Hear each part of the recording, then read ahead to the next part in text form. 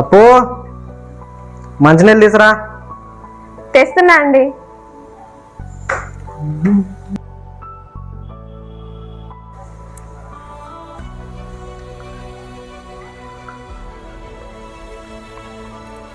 చందుగన్ 10th class results కదా ఈరోజు.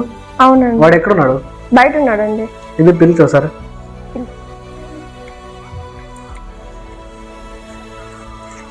వచ్చినాడు చూడండి. 10th క్లాస్ రిజల్ట్స్ కదా ఈరోజు. ఏమైనా రిజల్ట్స్? 3 పోయినా. యావో పోయినావు? తెలుగు, మ్యాథ్స్, సైన్స్ 3 సబ్జెక్టులు ఫెయిల్ అయినాడంట. చెప్పినాడా నీకు? చెప్పలేదండి. నువ్వు ఇంకా చిన్నపిల్లడు అనుకున్నావురా 3 సబ్జెక్టులు ఫెయిల్ అయ్యేదానికి? ఎంత ఖర్చు పెట్టి చదివిస్తున్నాం తెలుసా నీకు? మాట్లాడవేమే? చిన్నపిల్లోళ్ళే అండి వాడిని ఎందుకు తిడతారు? పాస్ అవుతాడులేండి మళ్ళీ. నువ్వు ఇలా వెనకేసరా బట్టే వాడు ఈ గత పట్టినాడు. నీ భయం ఉండింటే వాడు ఇప్పటికి ఎప్పుడో పాస్ అవుతున్నా. ఇంట్లో నువ్వే కదా ఉండేది, చూసుకునే పని లేదా? సంజు, చిన్నపిల్లోళ్ళు లేరా? ఏమి పెద్ద వయసు అయిపోయింది, మళ్ళీ కట్టుకొని చదువుతాడు కదా. చిన్నవాడా? ఇంకేం చిన్నవాడాడు? ఫోన్ ఎప్పుడు చూసినా ఫోన్ వాడుకుంటూ ఉంటాడు వాడు. మీరందరూ ఇట్లా వెనకేసి కాబట్టి వాడు ఇట్లా వచ్చినాడు అంతా. వాడు భయం లేదు ఏం లేదు వీడికి. నువ్వెంత మటుకు చదువుతుంటివరా? 2 సార్లు ఫెయిల్ అవుతావే వాడినంటావు మరి. నేను చేసిన తప్పే వీడు చేయకూడదని చెప్తున్నాను. నేను ఫెయిల్ అయినానులే, వాడు కూడా అట్లా ఫెయిల్ గానే. అప్పుడు రోజులు వేరు, ఇప్పుడు రోజులు వేరు.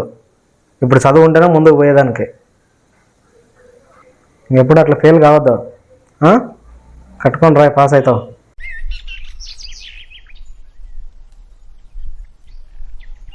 హలో, ఆడున్నారా? ఇంట్లో ఏం చేస్తున్నావు? ఏం డల్ మాట్లాడుతున్నావు? నా లైఫ్ అయిపోయింది. ఏమైందిరా నీ లైఫ్కి? 10th ఫెయిల్ అయినంత మాత్రం నీ లైఫ్ ఏమైనట్ట? నీ లైఫ్ ఇప్పుడే స్టార్ట్ అవుతుంది. నేను ఒక పని చెప్తాను, చేస్తావా? ఏమైనా చెప్తాను. క్రికెట్ ఐపీఎల్ వస్తుంది కదా, క్రికెట్ టీవీలోన రోజు చూడు, బెట్టింగ్ అయ్యి డబ్బులు బాగా సంపాదించుకోవచ్చు దాంట్లో. మా ఇంటి పక్కన ఏంది రిస్క్ కాదు, మా ఇంటి పక్కన అట్లే 15 లక్షలు సంపాదించుకున్నాడు రాత్రికి వాడు. నీకు చెప్తాను అట్లా, నువ్వు కూడా అట్లే ఆడి గెలుచుకో బాగా డబ్బులు. సరేనా? ఈరోజు నీకు కొన్ని లింకులు పంపిస్తాను, చూడు అవి, దాని ప్రకారం చేసుకో. దాని గురించి బాధపడద్దు. 10th క్లాస్ ఫెయిల్ అయినంత మాత్రాన.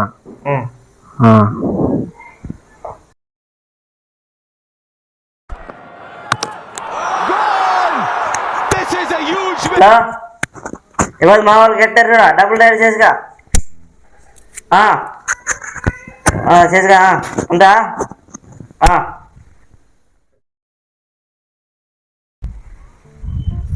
హలో,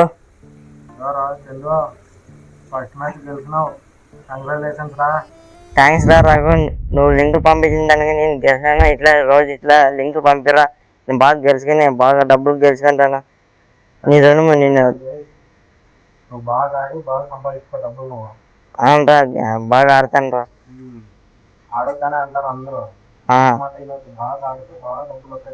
లేదు లేదు రా, ఎవరు మాట వింటారు? నేను బాగా ఆడతాను. నేనే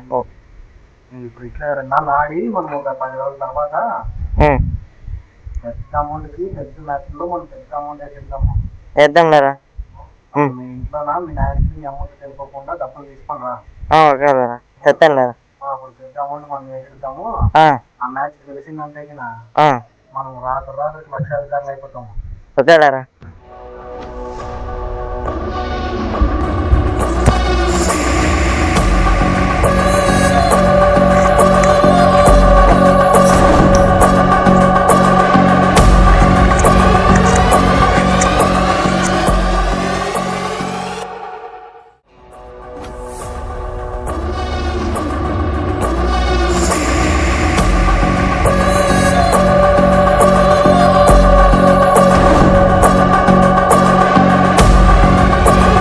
అప్పు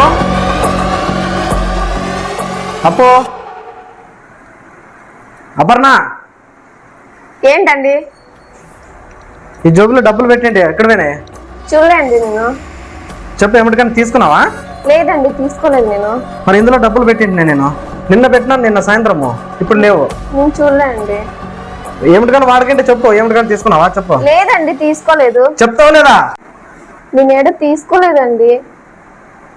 మరి ఎక్కడ పోయినాయి? సరే సర్లే, పని చేసుకోపో.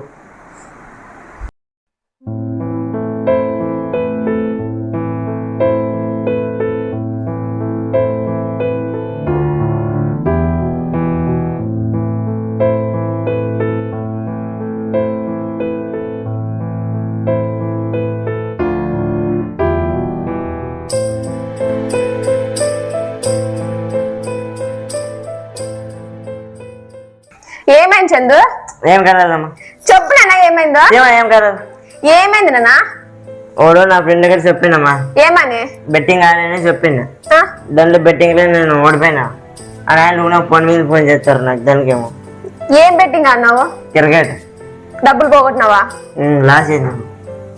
ఎంత పని చేసినావరా, మీ నాన్నకు చెప్తాను ఉండు.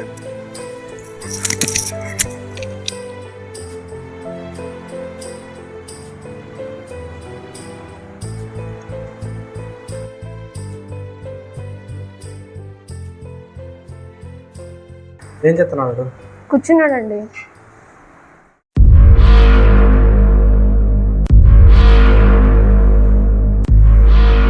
చందు, ఇక్కడగా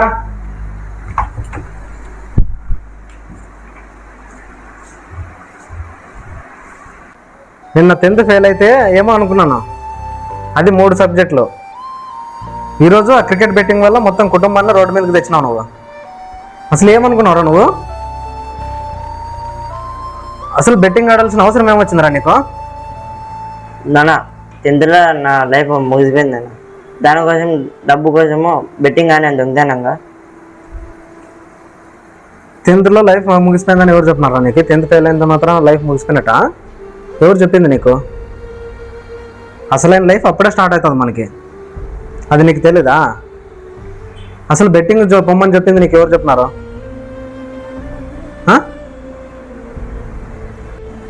పెద్దోడా, ఏదో పిల్లోడు తెలుసో తెలియక చేసినాడు లేరా, వదిలేరా. నిన్న మన ఆయన చెప్పానని చెప్పి నా దగ్గర 30,000 తీసుకొని వచ్చినాడు. నీకు ఇచ్చాడా? నేను చెప్పినాను నీకు 30,000 తీసుకురామని. లేదన్న, బెట్టింగ్ కావాల్సింటే తీసేసినాను. అంగి జోలాగా నేనే తీసినాను. నువ్వు అమ్మని చెప్పినాను. చూడు, నీ కొడుకు ఆడింది ఆట. ఇంట్లో ఉంటావు కదా, చూసుకునే పని లేదా? 40,000 వరకు తీసుకున్నావు అంతా, అక్కడ 30,000. నేను చెప్పినాను నీకు తీసుకురామని. నేను ఎందుకు పంపిస్తాను నిన్ను? అయినా ఆ బెట్టింగ్ ఆడాల్సిన అవసరం ఎందుకు వచ్చింది చెప్పు నాకు ఫస్ట్. అది చెప్పు. ఏం తక్కువైందిరా నీకు? వాడు నా ఫ్రెండ్ చెప్పింటే అన్నాను, బెట్టింగ్ ఆడమని చెప్పింటే అన్నాను. జీవితం మనకు ఒకసారి అవకాశం ఇస్తుందిరా. అది దాన్ని యూజ్ చేసుకుంటే కరెక్ట్గా పోతాం. దాన్ని యూజ్ చేసుకోకపోతే కన్నా తప్పుడు మార్గంలో వెళ్ళిపోతాం. నువ్వు ఇప్పుడు దాన్ని సద్వినియోగం చేసుకుంటున్నావు. 10th ఫెయిల్ అయినావు, కట్టుకొని రాస్తే మళ్ళీ పాస్ అవుతావు. IPL బెట్టింగ్లో కింద పడినావంటే పైకి లేవు, అప్పుల పాలు అవుతావు. నీ వయసుకు తగ్గట్టు కాదు, కానీ ఒక చిన్న విషయం చెప్తాను, దాన్ని గుర్తుపెట్టుకో ఎప్పటికైనా కూడా. అప్పులు అనేటివి బెట్టింగ్ల వల్ల వచ్చిండే అప్పులు అనేటివి పల్లకి లాంటి మాదిరివే. ఫస్ట్ దాన్ని చూడక ముందు మోయాలనిపిస్తుంది, దాని తర్వాత మోసేటప్పుడే తెలుస్తుంది దాని బరువు ఎంత. క్రికెట్ బెట్టింగ్లు అనేటివి చాలా డేంజర్ రా. అసలు నువ్వు దాన్ని ప్రోత్సహించవచ్చు ఎప్పుడు, సరేనా? మీ ఫ్రెండ్స్కి కూడా చెప్పు బెట్టింగ్లు ఆడకూడదని. నీ లైఫ్లో ఏదైనా ఒక పని చేస్తున్నావు అంటే ఖచ్చితంగా బెట్టింగ్లు ఆడుకోకుండా చేస్తున్నావు అనేది ఉండాలి. బెట్టింగ్ల వల్ల చాలా మంది బయట ఇబ్బందులు పడినారు, చనిపోయినారు కూడా. ఇప్పుడు వాళ్ళందరూ మన ఇంటి దగ్గరకు వచ్చి కూర్చున్నారు, అప్పులు కట్టాలి వాళ్ళకి. ఏం చేయాలి ఇప్పుడు? చందు, నువ్వు చెప్పినావంటే నేను ఇచ్చిన చందు 30,000 వానికి. రే చందు, నువ్వు బెట్టింగ్ ఆడతానంటే చెప్తే అసలు రూపాయి వచ్చాను కాదురా నీకు. బెట్టింగ్ చందు దాని వరకు పోదురా, అది చాలా నాశనం చేస్తుంది. మేము కూడా ఒకప్పుడు బెట్టింగ్ ఆడిని పల్టీలు పడి నాశనం అయిపోయి కొప్పులు కూడా అమ్ముకొని ఊరికే పడినాము. దాని జోలు పోవద్దప్ప, మంచిది కాదు అది ఆట. సరేనా? బెట్టింగ్ల జోలికి మాత్రం పోవద్దు. ఇప్పుడే కాదు, నువ్వు ఫ్రెండ్స్కి కూడా ఎవరికి చెప్పొద్దు బెట్టింగ్లు ఆడండి అని చెప్పొద్దు. వాళ్ళకి అందరికీ నువ్వేం చెప్పాలా, ఆడకూడదు, బెట్టింగ్ ఆడకూడదు అని మాత్రమే చెప్పాలా. అర్థమైందా? పోనీలేండి, తెలుసో తెలియకో చేసినాడు ఫ్రెండ్స్ మాటలని. ప్రతి ఒక్కరు ఇంట్లో ఎంతమంది ఉంటే అంతమంది వాడిని తిడుతూ ఉన్నారు. ఇప్పటి నుంచి నేను చూసుకుంటాలేండి, జాగ్రత్త అవన్నీ. హాయ్ ఫ్రెండ్స్, అందరికీ నమస్కారం అండి. మా ఛానల్ చూస్తున్న వారందరికీ నమస్కారం. నేను తీసిన వీడియో మీకు అందరికీ నచ్చినట్లయితే లైక్ చేయండి, షేర్ చేయండి, మా ఛానల్ని సబ్స్క్రైబ్ చేసుకోండి. అలాగే ఎవరు క్రికెట్ బెట్టింగ్ వల్ల ఎవరు దానికి బానిసలు కావద్దండి. ఎందుకంటే క్రికెట్ బెట్టింగ్లు చాలా మందిని చాలా రకాలుగా బలి తీసుకుంటున్నాయి. దానివల్ల ఎవరు ఇబ్బంది పడకూడదని చెప్పేసి ఒక చిన్న కాన్సెప్ట్తో మేము బెట్టింగ్లు అనే కాన్సెప్ట్తో మేము ముందుకు వచ్చినాము. మీరందరూ దాన్ని ఆదరిస్తారని మేము అనుకుంటున్నాము. మా వీడియో అందరికీ మీకు నచ్చిందని అనుకుంటున్నాము. ఒకవేళ నచ్చినట్లయితే ఈ వీడియో ఎక్కడి వరకు పోయిందో మీరందరూ కామెంట్ చేస్తారని మేమందరూ ఎదురు చూస్తున్నాము. Thank you.